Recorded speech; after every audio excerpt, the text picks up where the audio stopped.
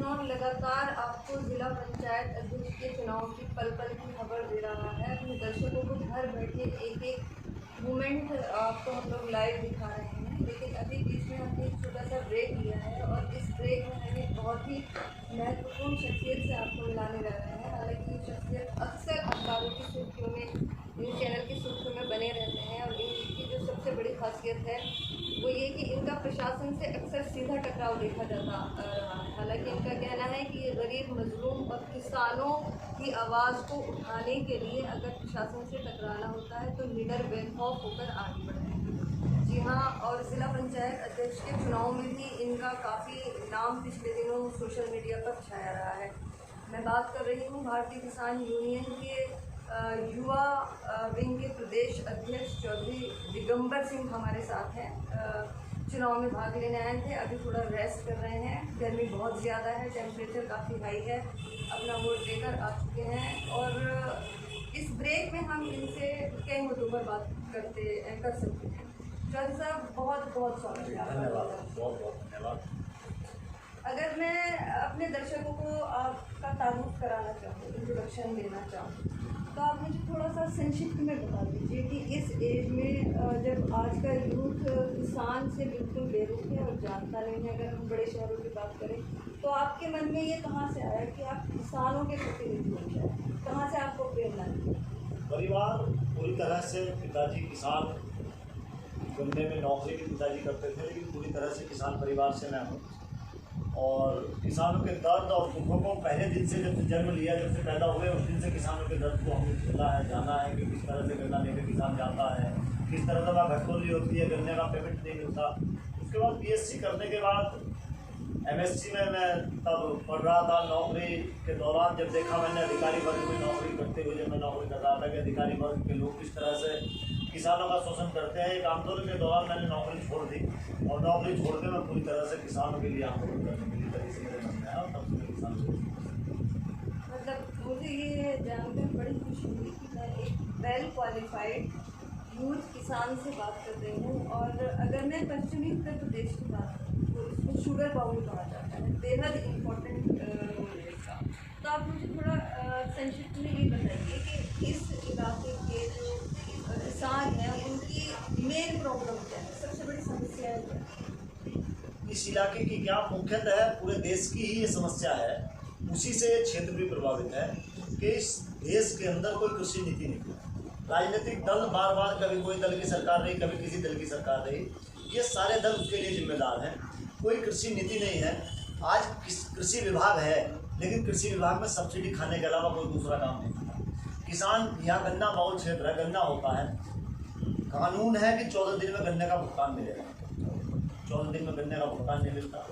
इस देश की सरकारों ने पेस्टिसाइड इस तरह के लाए, पूरी तरह से देश को गिरवी रख दिया।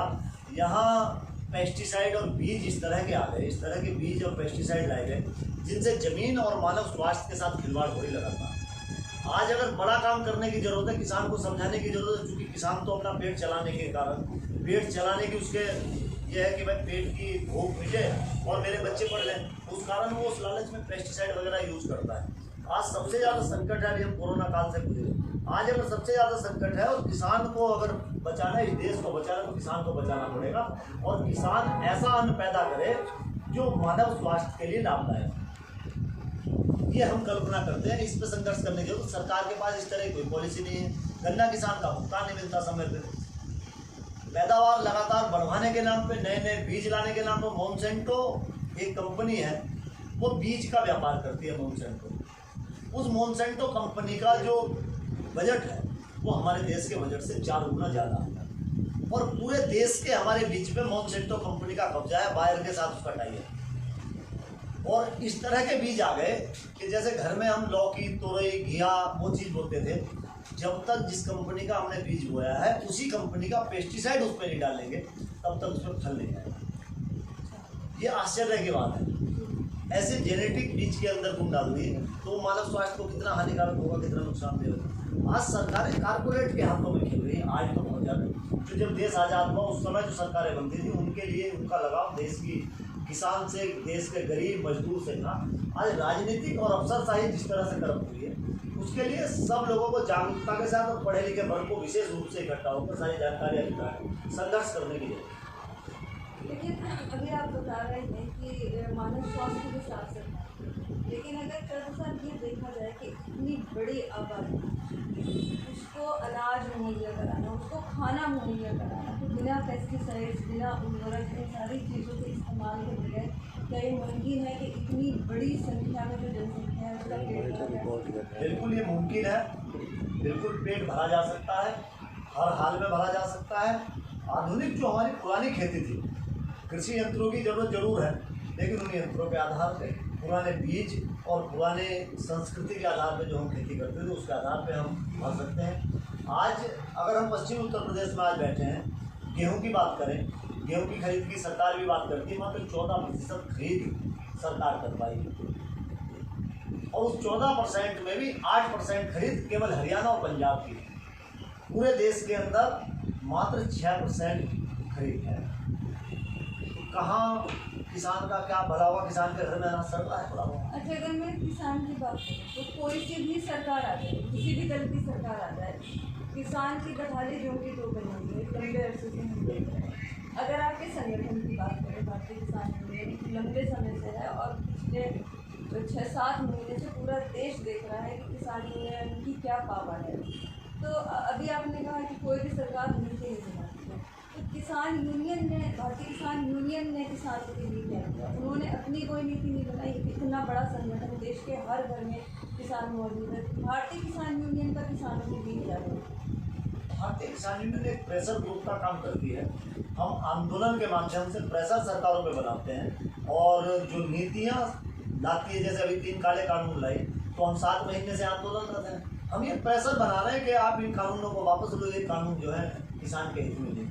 तो हम इसी तरह से समय समय पर, जैसे 14 दिन के गन्ने के भुगतान का मामला हो या कोई दूसरे मामले हो, श्री रंगराजन कमेटी को लागू करने का पीछे मामला था, तो उस पर भी हम लगातार संघर्ष करते रहते हैं और दबाव बना के हम ये प्रयास करते हैं कि प्रेशर ग्रुप के रूप में हम काम करते रहें। और भाग्य लिखने वाले तो राजनीतिक लोग हैं, सरकारी लोग ही कानून बना सकते हैं। हमें, हमारे पास कोई कानून बनाने का अधिकार तो है नहीं कि हम कानून बना सकें। और राजनीति के अंदर आज इतना करप्शन आ चुका कि राजनीति एक व्यापार हो गया लोगों के लिए। राजनीति व्यापार है। राजनीति करने लोग इसलिए आते हैं, पहले राजनीति करने लोग इसलिए आते थे कि मैं समाज की सेवा करूँगा। आज राजनीति करने लोग इसलिए आते हैं कि मुझे व्यापार करना, मैं अमीर बनूंगा, मेरा रोग रुतबा रुबाब होगा। आपने बताया कि प्रेशराइज आप करते हैं आपके लिए। पिछले 7 महीनों का अगर घटनाक्रम देखें, आप लोगों ने इतना बड़ा आंदोलन खड़ा कर दिया है। जब सरकार के सामने कोई विपक्ष महसूस नहीं होने लगा था पूरे देश को, आप लोग एक मजबूत विपक्ष की भूमिका भी निभा रहे हैं। लेकिन 7 महीने से आप लोग बैठे हुए हैं, कोई उस पर कोई प्रतिक्रिया सरकार की, कब तक बैठे? देखिए, ये इस देश के अंदर विपक्ष नाम की कोई चीज है ही नहीं। ये सारे लोग मौसेरे भाई हैं, सगे सगे। विपक्ष नाम की कोई चीज अगर होती तो विपक्ष का काम था, जब लोकसभा के अंदर ये बिल पास हो रहे थे तो विपक्ष को विरोध करना चाहिए, वोट विपक्ष को लेने हैं। आज आंदोलन 7 महीने से चल रहा है, लेकिन विपक्ष का कहीं कोई आंदोलन नहीं है। विपक्षी दलों के लोग अगर आते हैं तो वो प्रयास ये रहता है हमारे मंच पे आए, माला डलवाए और केवल ये वोट किसान हमें दे दे। और काफ़ी लंबे समय से यही होता आ रहा है कि भाई सरकारें इन्हीं की बनती है। मैंने पहले भी कहा जैसा कि आज राजनीतिक दलों के अंदर जो करप्शन आया है, राजनेताओं ने राजनीति को जो व्यापार बनाया है, उससे इस देश का जो हालात खराब होते हैं, उसका कारण करप्ट राजनीति है। अच्छा, अभी हाल ही में एक बड़ा घटनाक्रम देखने के लिए मिला, गाजीपुर बॉर्डर पर आपके मंच को हाईजैक करने की कोशिश की और उसको लेकर काफ़ी हंगामा रहा। आप किस नज़रिए से देखते हैं इस तरह की? मैं उस पूरे घटनाक्रम में वहीं पर मौजूद था, गाजीपुर बॉर्डर पर, और ये बहुत ही निंदनीय है। ये सत्ता के जो लोग हैं, ये इनके हाथ खून से लगे हुए हैं। ये खून की लाशों पे जो ये राजनीति करते हैं, वही इनका प्लान है कि जातीय रंग देना कहीं ना कहीं। जहां आंदोलन चल रहा है, हरियाणा के अंदर भाजपा के विधायकों और सांसदों को उनके घरों तक जाकर काले झंडे दिखाए जा रहे हैं। ये वहाँ जहाँ आंदोलन चल रहा है, जहाँ आग है, उस आग में कूदने का काम कर रहे हैं। वहाँ जाके क्या है, अपना स्वागत समारोह का नाम ले रहे हैं, वहाँ जाके लोगों को उकसा रहे हैं। ये बवाली पार्टी है, ये दंगों पे ही आई है सत्ता में, और ये फिर वही जातीय दंगे, धार्मिक दंगे भड़का के अपनी सत्ता की वापसी करना चाहते हैं और किसान आंदोलन को बदनाम करने का एक षड्यंत्र रचना है। अच्छा, 7 महीने लगभग आप लोगों को बैठे हुए हैं, फ्यूचर प्लान क्या है? अगर सरकार का ये न्यूट्रल रवैया रहता है तो आप लोग क्या करेंगे? देखिए, हम लगातार आंदोलनरत हैं और ये इस देश के इतिहास में लिखा गया कि लोकतंत्र में इतने लंबा आंदोलन किसान चला रहा है, कई लाख किसान सड़कों पे। हमने अपने खेत का भी काम बंद नहीं किया और हमने आंदोलन भी नहीं छोड़ा। खेत का काम अगर हम बंद कर देते तो हो सकता है इस देश के व्यापारियों को अनाज ना मिलता। हम अन्नदाता इसलिए किसान को कहा जाता, हमें वो अन्न का भी ख्याल है और उसका भी ख्याल है। बात आपने कही आगे के प्लान की, आगे का प्लान हम सितंबर में बनाएंगे। अभी हम आंदोलन चला रहे, सरकार को कोई सद्बुद्धि आ जाए। अगर सरकार को कोई सद्बुद्धि नहीं आती तो हम सितंबर में आगे का भी प्लान बनाएंगे और हम बंगाल में भी हमने प्लान बनाया, हम इनका बिल्कुल इलाज करेंगे, सत्ता से इन लोगों को बाहर करने का भी काम करेंगे। जैसे कि विधानसभा चुनाव की तैयारियां भी शुरू हो गई हैं और सर पर ही है, बहुत ज़्यादा टाइम नहीं है, तो उसमें यूनियन की क्या भूमिका रहेगी? यूनियन की भूमिका, सत्ता क्या चाहती है, क्या होता है, बताएंगे। जब चुनाव आ जाएंगे उसी समय हम तय करेंगे, सितंबर में वो चीज़ें हम तय करेंगे। अभी हम कुछ नहीं कह सकते इस विषय पर, हम सितंबर में इस चीज़ को तय करेंगे कि हमारा क्या होगा। अच्छा, अगर मैं पर्सनली आपकी बात करूँ तो पिछले दिनों जिला पंचायत चुनाव में आप बड़े सोशल मीडिया पर छाए रहे और खूब वायरल आपकी वीडियो हुई। तो भारतीय किसान यूनियन का कहना तो हमेशा ही रहा है कि वो गैर राजनीतिक दल, लेकिन आपका अपना राजनीति में दखल, तो इसको किस नज़रिए से लोग देखें? देखिए, जिला पंचायत मेंबर का जो चुनाव है वो किसी सिंबल पे चुनाव नहीं होता, किसी राजनीतिक पार्टी के सिंबल पे चुनाव नहीं होता। राजनीतिक रूप से हम अपने संगठन के झंडे डंडा लेकर हम चुनाव लड़े और अपने काम के दम पर चुनाव लड़े और जीते चुनाव, जनता ने प्यार और सहयोग दिया। बात है राजनीति की, जो सोशल मीडिया पे चला या कोई चीज़ें चलती रही, हम चुनाव लड़ने का भी मन में इसलिए आया। मैं आपसे बिल्कुल सच ये बात बता रहा हूँ कि 2 तारीख को होली थी और 19 तारीख का चुनाव था। मैं 2 तारीख को गाजीपुर बॉर्डर पे था और जनता ने इतना प्यार और सहयोग दिया कि मैं 3 तारीख को यहाँ आया और 10 तारीख को नामजदगी कराई और मात्र 10 दिन में मैं चुनाव लड़ा। मैं एक ऐसा व्यक्ति हूँ इस जनपद के अंदर, मैं गर्व से कह सकता हूँ पूरे प्रदेश के अंदर, कि लोगों ने बहुत सारी शराब पिलवाई होंगी, बहुत सारे वो लड़े होंगे। मैंने चुनाव लड़ने के बाद जो लोगों ने पैसा दिया मुझको उल्टा 1,38,000 रुपये बचा। लोगों के पैसा दिया, लोगों ने इतना सहयोग और प्यार दिया। और लोग कहते हैं हिंदू मुस्लिम और उसकी बात, मैं जिस सीट पे चुनाव लड़ा वहाँ 18,500 मुस्लिम वोट थे, 6,000 शेड्यूल कास्ट के वोट थे और मात्र 3,000 वोट मेरी बिरादरी के थे। और उन 3,000 वोटों पे राष्ट्रीय लोकदल भी अपना दावा ठोक रहा था, उनके भी प्रत्याशी लड़ रहे थे समाजवादी के गठबंधन से, और फिर भी लोगों ने मुझे चुनाव जिताया। मुझे जाति और धर्म और बिरादरी से ऊपर उठ के लोगों ने प्यार दिया और जो प्यार मुझे दिया है ईमानदारी के साथ, उसी ईमानदारी के साथ में आज भी हम वोट डालने गए तो हमने अगर वोट डाला है तो अपने घर से आके वोट डाला है, नहीं तो तोते पिंजरे के अंदर बंद हैं, तोते पिंजरे के अंदर बंद है। हमने खुलेआम अपने आप आके अपने घर से वोट डाला है और ईमानदारी के साथ वोट डाला है। सत्ता पक्ष के लोगों से हम नाराज हैं, इसीलिए हमने विपक्ष को वोट दिया। हमें ये भी कहने में कोई गुरेज नहीं, हमने विपक्ष को। लेकिन सोशल मीडिया के मुताबिक तो आप विपक्ष से भी नाराज नजर आ रहे हैं। नहीं, मैंने पहले भी कहा आपसे कि मैं विपक्ष से भी उतना नाराज हूँ। अगर विपक्ष नाराज ना होता, विपक्षी नेता सत्ताधारी दलों के लोगों से मिले हुए हैं, मैं आपके चैनल पर ऑन एविडेंस कह रहा हूँ ये बात। अगर आज विपक्ष चुनाव हारता है और सत्ता पक्ष जीतता है तो इन विपक्षी नेताओं की वजह से जीतेगा। इनकी ऐसी ऑडियो हैं जो ये कह रहे हैं कि मैं तो 10 ही वोट गिरवाऊंगा। साहब, इन्होंने सब तरफ से, ये भूखे लोग हैं, राजनीति के अंदर करप्शन इतना ज़्यादा है, इतने करप्ट लोग हैं कि ये जबरदस्ती किसी का, इनके घर इनका वो नहीं है कि किसका घर लूट रहा किसका जल रहा। जब किसी कुल मिलाकर आप ये कहना चाह रहे हैं जो भी ये चुनाव हो रहा है ये सिर्फ एक ड्रामा है, बाकी सब कुछ पहले से तय है? बिल्कुल, ये ड्रामा कर रहे हैं, इसीलिए हम तो अपने घर से आए, हमने अपने घर से आके वोट डाला और आज तक बिजनौर में दिखा के कोई वोट नहीं डाला उन्होंने। हमने स्पष्ट कह दिया था, भाई कैंडिडेट अपना वोट देख लो विपक्षी, हमने तो दिखा के वोट दिया, हम तो वोट डाल के आए। तो हम कोई लाग लपेट नहीं, ना कोई हमें लालच है किसी तरह का। अगर हारेंगे, अच्छा आप ये बताओ, जब सत्ताधारी दल के मात्र 8 जिला पंचायत मेंबर बनते हो, जनता ने तो जनादेश विपक्ष के लिए दिया, सत्ता के खिलाफ दिया। फिर भी अगर सत्ता का कैंडिडेट बनता है तो या तो कोई आया होगा तो अपनी ठेकेदारी के, अपने पट्टे के दबाव में आया होगा, या किसी पैसे के दबाव में आया होगा, या कोई गलत काम कर रखा हो। हम आंदोलनकारी हैं, हम आंदोलन करते हैं, तो हम आंदोलन इसलिए करते हैं कि हमारे दामन पे आज तक कोई ताकत नहीं। जिला प्रशासन के पास सारा डाटा, सारी चीज़ें, सारा रिकॉर्ड होता है। अगर मैं कहीं ठेकेदारी करूँगा और उस ठेकेदारी में कहीं किसी सड़क में बजरी वो तारकोल कम लगा हुआ तो प्रशासन तो मेरे खिलाफ मुकदमा लिख के तारकोल में अंदर भेजने की बात करेगा ना। हम तो प्योर किसान हैं, अपने घर का खाते हैं, बाहर का इंजाम का हम कोई वो नहीं करते। तो हम तो अपने घर का खाते हैं, इसीलिए हम संघर्ष भी करते हैं, इसीलिए अपने घर पर है। ना प्रशासन की इतनी हिम्मत हुई कि हमें छुपाए और ना किसी ने हमें कोई रोका। अच्छा, अभी आपने कहा कि आपने तो जनता का प्यार पाया इसलिए चुनाव लड़ा और किसी सिंबल पर नहीं लड़ा। तो अगर आगे कोई और चुनाव ऐसा है कि आपको बिना सिंबल के निर्दलीय लड़ना पड़े तो क्या आपकी बात है, लड़ेंगे आप?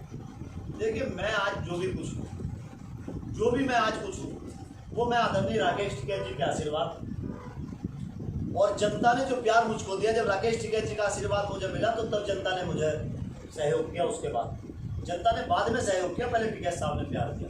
टिकैत साहब के निर्देश होंगे तो उन निर्देशों का पालन किया जाएगा, जो उनका आदेश होगा उसका पालन किया जाएगा। वो मेरे लिए भगवान से कहते हैं राकेश टिकैत, वो मेरे लिए भगवान है। उन्होंने मुझे संघर्ष करना सिखाया, उन्होंने मुझे वो मेरे मन में क्या कहूँ, वो मेरे लिए सब कुछ है। आज मेरी पहचान है, मैं आपसे बात कर रहा हूँ तो आदरणीय चौधरी राकेश टिकैत की वजह से कर रहा हूँ, उनके प्यार और सहयोग की वजह से कर रहा हूँ। जो निर्देश होगा उनका पालन। आपके स्टेटमेंट से अभी जो वोटिंग के बारे में स्टेटमेंट दिया है, ऑडियो वायरल हो रही है और दूसरे पक्षियों से मिले हुए हैं, सत्ता पक्ष से मिले हुए हैं पक्षी जो, उससे ये लगता है कि विपक्ष जो है वो हारा हुआ नज़र आ रहा है। तो क्या मतलब इसका वो है, इसके ऊपर थोड़ा सा और चर्चा करें। सर, इसका बहुत संगीन आरोप आप लगा रहे हैं। यहाँ लाइव पर सब लोग आपको देख रहे हैं, बड़ी तादाद में। आपने कहा बहुत सारे ऑडियो भी वायरल हो रहे हैं, तो आपको आप इस बात को किस तरह किस नज़रिए से प्रूव करते हैं कि ये सारा एक रचा रचाया ड्रामा है और पब्लिक का बिल्कुल बेवकूफ़ ये लोग बना रहे हैं? ये साफ तौर पर दिख रहा है कि सत्ता पक्ष के जो वोट आज लेके आया सत्ताधारी दल के लोग, वो 29 वोट अपनी गाड़ी में बैठा के ले आए। कहाँ से ले आए भाई वो 29 वोट? जब विपक्ष के पास वोट थे, जनता ने सहयोग दिया था, तो वो वोट उधर कैसे पहुँचे? पहला तो इसी बात से स्पष्ट होता है कैसे पहुँचे भाई वोट वो उधर। भाई जब टिकट दिया उन्हें, मैं संगठन का व्यक्ति हूँ, किसान यूनियन का, मैं किसान यूनियन का आदमी हूँ। अगर मैं किसान यूनियन से अलग हटके जा रहा हूँ तो या तो मैं बगावत कर रहा हूँ किसी लालच में, या किसान यूनियन के जो हाईकमान है वो मुझे कोई ना कोई निर्देश दे रही, कोई ना कोई तो कारण रहता है। किसकी कमी है? तो इस षड्यंत्र में आप किसको जिम्मेदार मानते हैं, किसकी कमी है? विपक्षी दलों के, राजनीतिक दलों की ही कमी है। राजनीतिक दलों के जो नेता हैं उन्हीं की कमी है और सारी चीज़ें सामने आ जाएंगी, चुनाव परिणाम भी सामने आ जाए। हम तो परमात्मा से प्रार्थना करते हैं, ये हमने अपना काम भी किया, हमारा तो प्रार्थना है परमात्मा से ये कि भाई किसी तरह से भारतीय जनता पार्टी के जो अहंकार का रथ है वो रथ कम से कम बिजनौर में रुकने का काम हो जाए। अब तो ये है कि भाई क्रॉस वोटिंग और वो क्या होता है उसके ऊपर निर्भर करता है कौन किसी पे वोट दे रहा है। वोट तो गोपनीय है, तो किसने किसे दिया, क्या क्या क्या नहीं किया होगा उस पर निर्भर करता है। तो हम तो परमात्मा से यही प्रार्थना करते हैं 3 बजे चुनाव परिणाम आएगा, 4 बजे, तो हम तो यही है कि भाई ये अहंकार का नाश हो और अहंकार रुक जाए। अच्छा, ये जो